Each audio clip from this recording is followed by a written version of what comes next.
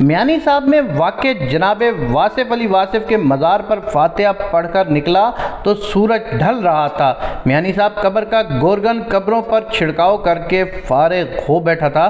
میں اس کے پاس اس غرض سے چلا گیا کہ اس سے قبرستان کی حالت زار کے بارے میں معلوم کروں۔ ظاہر ہے گورگن سے بہتر اس بارے کون بتا سکتا ہے۔ باتیں شروع ہوئی، موضوع بدلتے رہے۔ اس نے مجھے کئی ہستیوں کے بارے بتایا جو یہاں اس تاریخی قبرستان میں دفن ہے۔ بڑا دلچسپ کردار تھا۔ کہنے لگا، لوگ تو جنازے بڑے یا چھوٹے ہونے سے اندازہ لگاتے ہیں کہ مرنے والا کتنا نیکوکار یا نیک نام تھا یا نہیں تھا۔ امیر کا جنازہ بڑا ہوتا ہے، غریب کا جنازہ چھوٹا، لیکن ہم کو قبر کھودتے پتہ چل جاتا ہے کہ یہاں دفن ہونے والا کیسا انسان ہوگا۔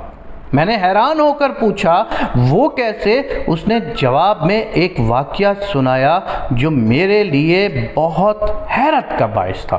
ایک دن 8-9 سال پہلے مجھے ایک قبر کھودنے کا آرڈر ملا۔ مرنے والا ایک ٹھیکیدار کا بیٹا تھا اور اس کی موت بیرون ملک ہوئی تھی۔ میت پاکستان لائی جانی تھی اور میانی صاحب میں دفن ہونا تھا۔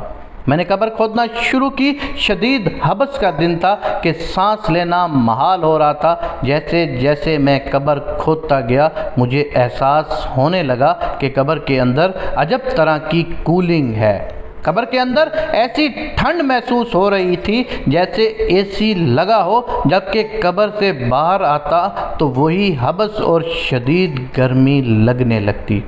مجھے اس پر تعجب ہوا اور سوچنے لگا کہ مرنے والا یقیناً کوئی نیک انسان ہوگا، کسی نیک ٹھیکیدار کا بیٹا ہوگا، حلال کی کمائی پر پلا بڑھا اور خود بھی نیک۔ مجھے قبر میں اتنی راحت ملی کہ تھکن کے مارے میں نے قبر میں چٹائی بچھائی اور سو گیا۔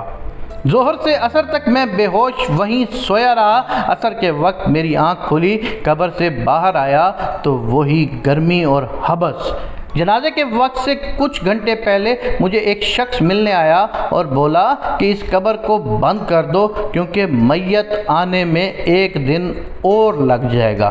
کسی وجہ سے فلائٹ وقت پر نہیں آ سکی اور ہمارے مولانا صاحب کہتے ہیں کہ اب اس قبر میں نہیں دفنانا، جب میت پرسوں آئے گی تو قبر بھی تب نہیں کھدوائیں گے۔ مجھے اس شخص نے نئی قبر کے لیے ایڈوانس پیسے بھی دیے اور چلا گیا۔ اس کے جانے کی دیر تھی کہ 6 لوگ ایک جنازہ لے کر آ گئے۔ جنازہ ایک بندے نے پڑھا۔ ان 6-7 لوگوں میں سے ایک شخص میرے پاس آیا اور کہنے لگا، یہ لاوارث میت ہے، اس کا کوئی عطا پتہ نہیں۔ یہ شخص محلہ شیخاں کی مسجد میں 1 سال رہا، گونگا تھا، بول نہیں سکتا تھا۔ محلے والے اس کو کھانا پانی پہنچا دیتے اور یہ مسجد میں ہی پڑا رہتا اور وہیں سو جاتا۔ 1 سال کے بعد آج اس کا انتقال ہو گیا ہے۔ اس کو دفنانے کے واسطے تم کوئی قبر کھود دو اور دوستوں سے مل کر دفنا دو۔ قبر جو میں نے پہلے ہی کھودی ہوئی تھی وہ اس کو نصیب ہو گئی، وہ اس کے مقدر میں تھی۔ ایسی ٹھنڈی قبر نہ اس سے پہلے کوئی دیکھی تھی اور نہ ہی آج تک میں نے دیکھی ہے۔ قصہ سن کر میں باہر نکلا تو مغرب کی اذان گونج رہی تھی۔ میانی صاحب میں اگر بتیاں جلنے لگیں جن کی خوشبو سارے قبرستان میں پھیلنے لگی اور میں یہ سوچ رہا تھا کہ ایک لفظ نے کیسے میرے ذہن پر اثر کر دیا اور مجھے یہ پوری رات سوچتے سوچتے نیند نہیں آ رہی تھی کہ وہ شخص کہتا تھا، وہ گورگن کہتا تھا کہ آپ لوگ جنازے بڑے سے اندازہ لگاتے ہو کہ کتنا بڑا شخص تھا، یا امیر کے جنازے اور غریب کے چھوٹے جنازے دیکھ کر اندازہ لگاتے ہو کہ یہ کیسا شخص ہوگا، لیکن ہمیں اس کے دفن ہونے سے پہلے پتہ چل جاتا ہے کہ یہ کیسا شخص ہوگا۔